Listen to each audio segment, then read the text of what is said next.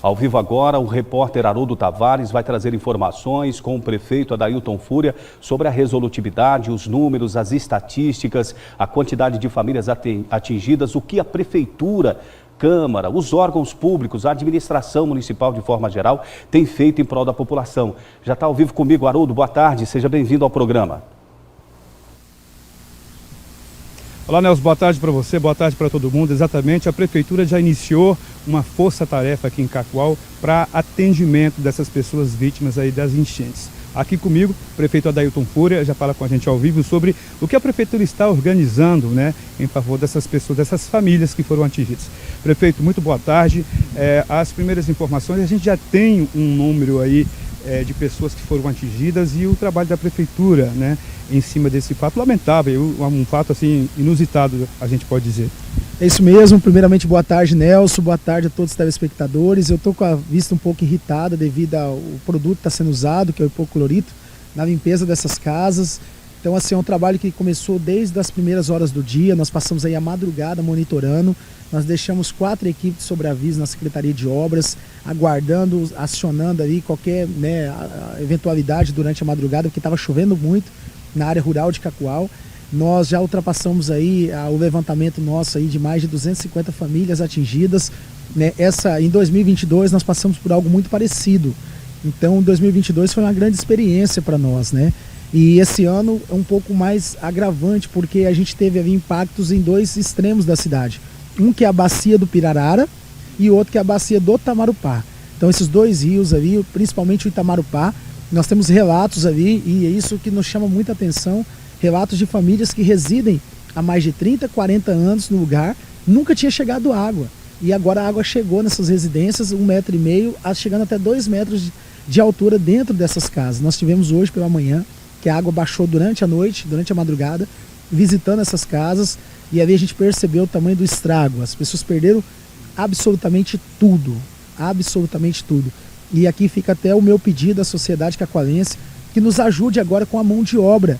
Nós estamos com aproximadamente 100 homens espalhados pela cidade, ali, no final da 7 de setembro, ali na Marinheiros, aqui na Rua Brilhante, aqui na região ali do Arco-Íris, que é a região mais impactada, Pedro Rodrigues, muito impactada aquela região. Nós temos ali móveis, exemplo de colchões, estão pesando quase 100 quilos de barro e de água. Você imagina essas famílias, além de ter perdido tudo, ter ali a parte emocional, o psicológico, ainda tendo que estar ali no meio daquele barro, arrastando aquelas coisas. Então nós colocamos as nossas equipes, né, para poder ajudar, mas fica o nosso pedido também, a população de Cacoal com a mão de obra, com as mulheres para ajudar na limpeza, né? Você encontra lá senhoras de idade, gestantes ali, né, pessoas que estão assim, a parte emocional delas totalmente abalada. Imagina você chegar na sua casa, que a água ela chegou a quase 2 metros de altura, barro, muita lama, as pessoas não têm nada, perderam tudo. Então assim, é uma situação que a gente precisa muito da força do cacoalense, mais uma vez, né? Assim como nós precisamos em 2022 e agora mais uma vez, né? nessa nova empreitada aí. Perfeito, a gente sabe, como a gente falou, uma situação inusitada, a chuva veio aí de repente, a gente acredita, né, que houve muita chuva nas cabeceiras e com isso o rio Itamarupá, como a gente sabe, nunca houve uma situação como essa, né? E quais são os primeiros trabalhos, além desse trabalho de retirada dos móveis, né, que sobraram na enchente, o atendimento às pessoas? Sabemos que a escola Luiz Henrique Cacó está recebendo essas pessoas, né? Mas caso continue, tomara que não, essas chuvas, como é que essas famílias vão continuar sendo atendidas? Já tem algum projeto, algum programa social que vai ser desenvolvido, que essas famílias serão inclusas nesse projeto, no caso, ou não?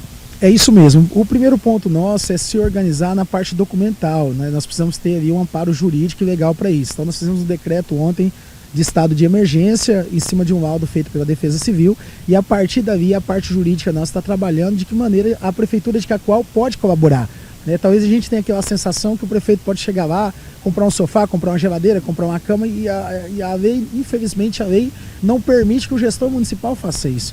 E tudo que precisa ser feito precisa passar pela Câmara de Vereadores, tem morosidade, tem aquela situação toda. E aí nós estamos fazendo um levantamento de como é que tá, o que essas famílias... Porque a água praticamente baixou durante a madrugada. Agora que a gente está conseguindo chegar, entender cada necessidade, junto com quem? Com os assistentes sociais do município. São eles que fazem esse laudo, são eles que fazem esse levantamento, né? Pessoas concursadas do município que têm as suas responsabilidades. Então nós estamos fazendo esse mapeamento e ao mesmo tempo com a Defesa Civil nós estamos tentando entender o que houve, o que aconteceu, de onde veio toda essa água, como que a gente pode fazer para tentar minimizar todos esses impactos para o futuro. Nós temos situações que a ponte ali da via marginal, ali do Tamarupá, ela represou a água e tem a marca lá, ela chegou a 2 metros de altura acima da ponte. Ela não conseguiu passar, ela não conseguiu atravessar a BR-364, que naquele ponto dá quase 5 metros de altura, entendeu? Então ela não conseguiu, ela não teve vazante. Aí o que acontece? A água vinha, não conseguia passar, ela voltava. Foi essa água que chegou nas residências. Então, assim, são situações que a gente precisa da Defesa Civil, em cima desse relatório, encaminhar para o governo federal, porque é uma rodovia federal. Então o governo federal precisa ajudar, precisa entrar firme nessa área. Ao mesmo tempo aqui no Pirarara, nós não tivemos tanto impacto. Por quê? Porque a ponte menor, ela foi demolida há aproximadamente 1 ano e meio atrás. Era a ponte que mais represava. Então, se você notar, a água não chegou a passar por cima da BR-364. Por quê? Porque a ponte mais baixa que represava a água, ela não existe mais. Então deu fluidez na água, né? A água passou ali e foi embora. E já aqui no Tamarupá não, ela represou. E aí criou todo esse impacto aí, né? Ali chegando águas em lugares que não chegavam antes. Prefeito, a gente sabe que foi montada essa força-tarefa envolvendo a Secretaria de Obras, Meio Ambiente e também o SAE com a questão, né, da aplicação do hipoclorito. Mas existe aquela situação de que o morador não quer deixar o local, mesmo diante de muitas dificuldades. O que está sendo feito em relação a isso? Olha, nós tivemos situações que o morador não deixou a casa, a água estava chegando na cintura e não queria sair dentro de casa, entendeu? Então é uma situação que a gente vai precisar muito assim do atendimento psicológico, né? Para poder a gente também entender que essas pessoas estão lá há 40 anos, né? Deveria ter sido feito lá atrás, não é agora chegar na base da pressão, de retirar essas pessoas. Elas têm ali uma história de vida naqueles lugares. Então a prefeitura vai ter que trabalhar muito isso, essa parte psicológica, conversar com essas pessoas, eles entenderem a necessidade de sair dessas áreas de risco e a prefeitura buscar mecanismos. Nós temos muitas áreas no município, terrenos em loteamentos altos aqui, que está lá criando mato e que a prefeitura poderia doar. Né? E essa é a minha fala aqui com a equipe jurídica da prefeitura para buscar mecanismos para a gente poder doar essas áreas para essas famílias, já retiram eles da área, já demove também, já faz a demolição, que senão outro vai lá e ocupa. Então são trabalhos dessa maneira, só que são muitas famílias. Nós estamos falando de algo em torno aí, se for levantar toda a parte de risco de Cacoal, dá em torno de 500 a 600 famílias que hoje residem nas áreas de risco do nosso município. Então esse é um trabalho que vai precisar, a gente vai precisar muito do apoio da sociedade, do entendimento do cacoalense, né, para a gente entender que é necessário e que a gente precisa da união de todos para poder, né, não acontecer mais o que está acontecendo agora, porque a culpa é de nós, a culpa é nossa, né, de todos nós. A culpa é dos gestores que passaram, a culpa é minha que hoje estou, a culpa é de quem está lá na beira, residindo, a culpa é de todos nós. A cidade cresceu, né? Todas essas áreas de risco hoje elas são pavimentadas, elas têm iluminação pública, elas têm infraestrutura. Por quê? A prefeitura foi lá e fez infraestrutura na beira do rio.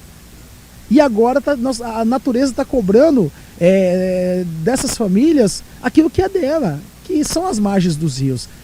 Nota, inclusive andando lá, algumas pessoas questionando, mas se faz a limpeza do rio, né? Tem questões ambientais hoje que me proíbe colocar uma PC dentro do rio e não vai resolver. Por quê? Porque a água ela se estendeu a 100 metros de cada lado do leito do rio. Então você aprofundar ali o leito do rio 2, 3 metros, enlarguecer ele ali 2, 3 metros, não vai resolver, porque a água chegou a 100 de cada lado. O tamanho do impacto disso. Então a gente vai precisar mais do que nunca da união de todos para buscar uma solução.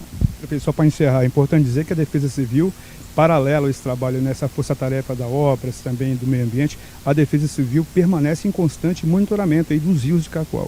É isso mesmo, nós estamos fazendo não só dos rios de Cacoal, mas também da região de Pimenta, porque nós temos aqui o Rio Machado, que ainda não encheu, o Rio Machado ainda não saiu da caixa.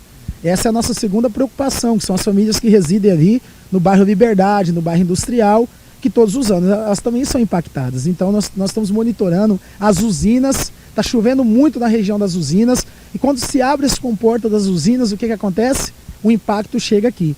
Então nós estamos monitorando, acompanhando com a Defesa Civil, e serão os próximos dias aí de muito trabalho, de muita luta, de muita agonia, né? Mas, bom Deus permitir, a gente vai conseguir atravessar mais esse momento crítico aí.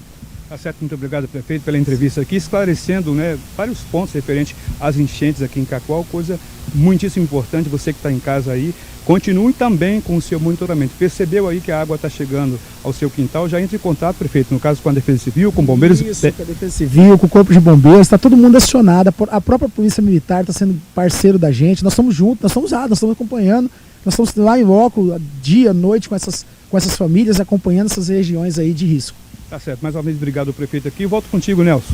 Muito obrigado, Haroldo Tavares. Esteve com o prefeito Adailton Fúria ao vivo, trazendo todas as informações.